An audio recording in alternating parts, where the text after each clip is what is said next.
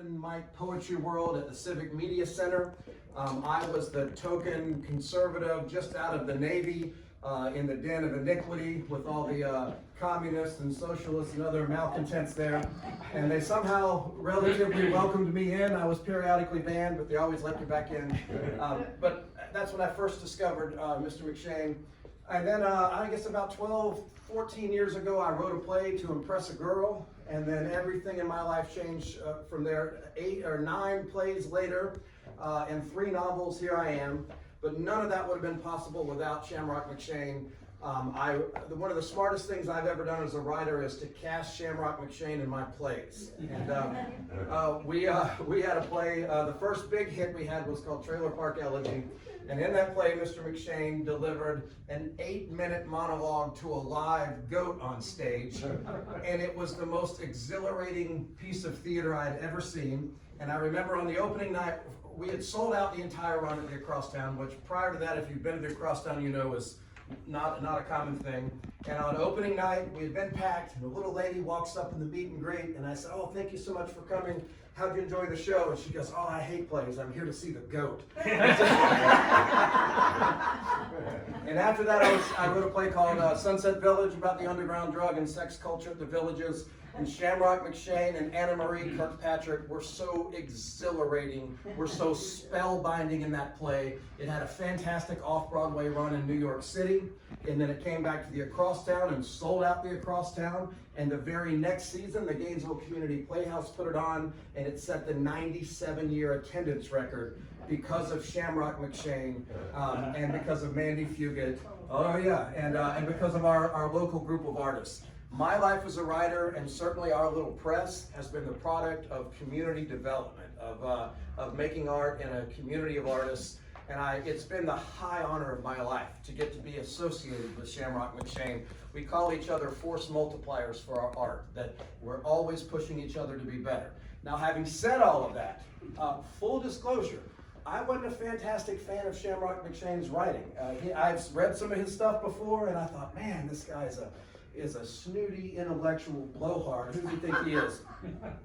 And so when I started the little publishing company, luckily my partner in Virginia, who has an MFA, and he's in the upper echelons, and he studied, when he got his MFA, he did a semester abroad in Ezra Pound's castle, studying poetry in northern Italy, which I was very happy to be able to pay for.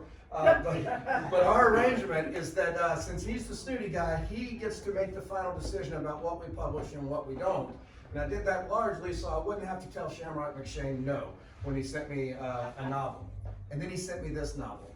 And when I tell you that it shook me up inside, that it made me feel and think deeply about some of the mythologies of America that I thought I knew inside out, I promise you I'm telling you the truth. This is a novel about a young man growing up in the middle of America, in the middle of a novel about the coming of age of America itself. The story of Danny Boy plays out really as America is in its adolescence as a superpower after World War II. And a lot of the characters that you will know through history, a lot of you that lived through some of the historical times like Mr. Haldeman and in the war, you'll see William F. Buckley going after Gore Vidal, and you'll see our young protagonists really wrestling with coming of age while the nation comes of age. So I really couldn't be prouder of this book. I couldn't be prouder of Shamrock McShane. I'd like to welcome him up. He's got about a 10-minute reading for you. And then we'll sell you some books, we'll sign some books, we'll drink some wine, and we'll be married. Thank you all so much for being here.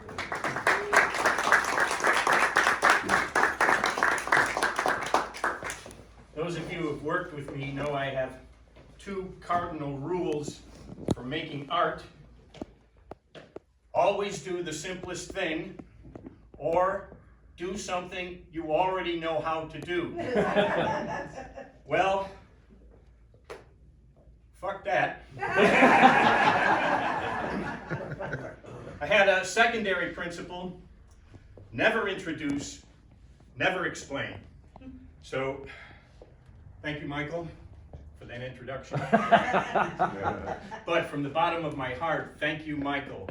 This book would not have happened without Michael Presley Bobbitt, Michael Palmer, Wayward Writers Press, and my good friend Tom Miller, and Ani Collier and the Black Sea. Thank you all for being here.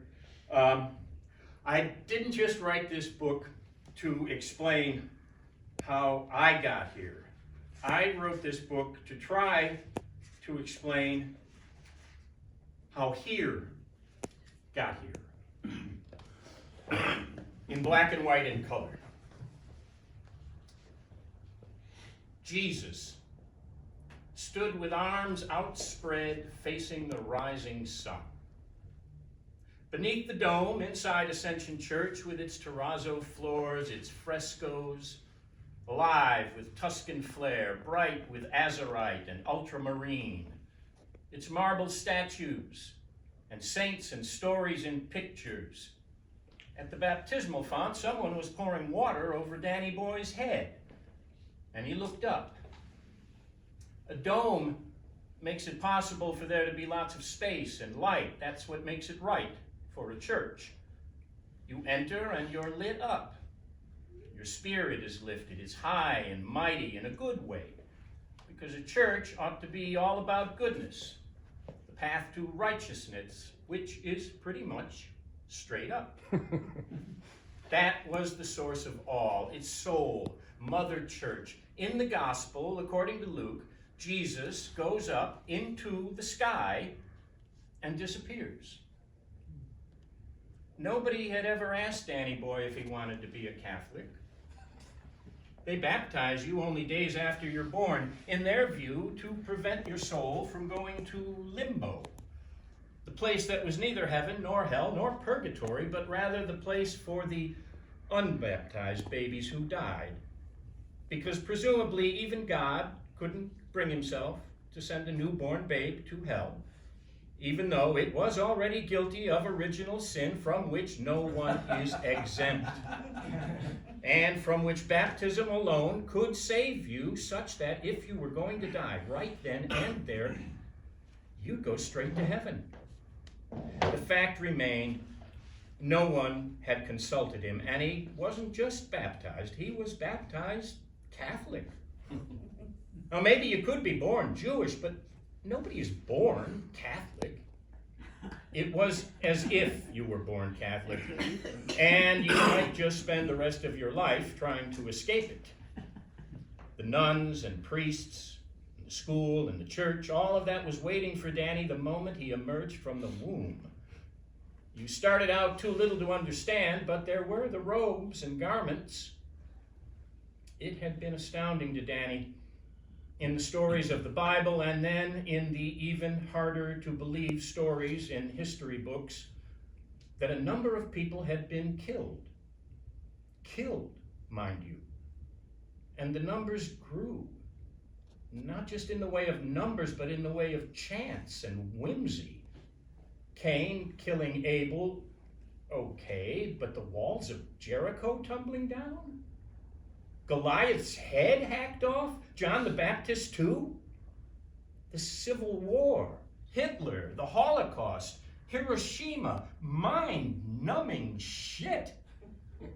And the very first time one of the numbers hit him, it overwhelmed him, because he knew how sad and scared he was when Pop died. And he realized suddenly and with absolute certainty that everybody had to die, and there was absolutely nothing to be done about that, except everything you could do to not let it happen. Not to you, not to anybody you loved, or they loved, or anybody, really, which meant everybody. So that if 50 people were killed, the psychological repercussions would be devastating and permanent, unimaginable, and then to be multiplied by 100, 200, millions? It was time to watch TV. Now it was always time to watch TV. When he started watching TV, he got up before TV came on. He looked at a test pattern until finally and suddenly the Star-Spangled Banner blared and the Stars and Stripes flew. The first thing to do in the broadcast day was to remember how we won wars. Remember General Pershing. It had all happened before. Everything had happened before. That was the point. An endless chain of cause and effect. It was an unfolding. Baptism, God, Bible, but already in the middle of things. Now Danny Boy was in it and discovering it. This is the story of a boy who grew up in the middle of things. In the middle of the 20th century, in the middle of America, in the middle class, in the middle of his family, the whole world changing as he grew up from black and white to color. He could see it vividly, but not clearly. Everything was in close-up, not everything. There's the world and its historical and current events, its politics, its great men and women, artists and athletes. And then there is Daniel's life. His family, friends, enemies, church and school, background and foreground, long shot and close-up. They're bound together by time and space. It all seemed to start, promisingly enough, moving up from bungalow to house, from Riverside to Oak Park. The specialness of being the baby of the family and of being the favorite, even after his younger brother came along, because his younger brother was a mistake. Was damaged, while Dan was gifted, talented, creative, such promise, such potential. It's easy to imagine Dan, if you just take everything you know and eliminate about 75% of it. And then shake it up and spill it all out and put it all back together so it fits. In the end, he had a joyful life that he made every effort to fuck up with a capital F. He did it to himself. What did Dan want? Dan wanted a major letter, a great big black F on the chest of his snow-white Fenwick High School letter sweater. You try to think it all through. Your place in history, which is really just a passage of time, a parade of events and characters, this pageant, and it all seems to be spinning around in a carousel so fast that it blurs, and at every moment, as you look at it hard enough to see something, some shard of the mirror with the reflection of that sliver of reality in it, you breathe. And the passing of time seems to separate you from all other living beings because you are alone. Alone with your problems and your thoughts and yourself. You have to be confronted, so you seek out confrontation. There were no cameras then. Before there were cameras. The camera is new in human history, and before it came along, there was no way to preserve or record what people really looked like besides painting and sculpture, which are necessarily subjective, and poetry and prose, which are abstract, and which could never really describe someone with factual accuracy enough so that you could see the person. All of that would be practically useless in the future to anybody who wanted to know not just what Grandpa looked like or looked like in his younger days, but what you yourself looked like.